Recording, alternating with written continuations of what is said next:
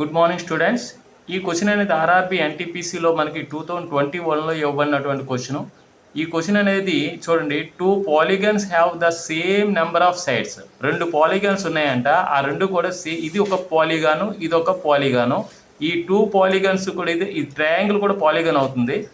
ఇప్పుడు same number of sides ఉన్నాయి, ఇందులో 3 సైడ్స్ ఉన్నాయి, ఇందులో కూడా 3 సైడ్స్ ఉన్నాయి. If the ratio of there lengths of the sides 3:5, దీని లెంత్ 3 పార్ట్స్ అయితే దీని లెంత్ అనేది 5 పార్ట్స్ అంట.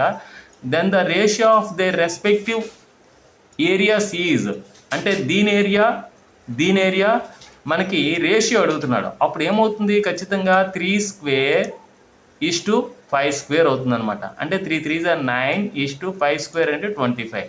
Hour answer C is right answer.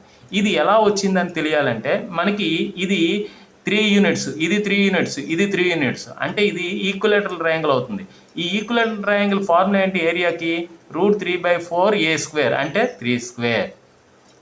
ఇప్పుడు ఇది కూడా ఈ సైడ్ 5 యూనిట్స్, ఇది సైడ్ 5 యూనిట్స్, ఇది 5 యూనిట్స్ అయితే ఇది కూడా ఈక్విలేటరల్ ట్రయాంగిల్.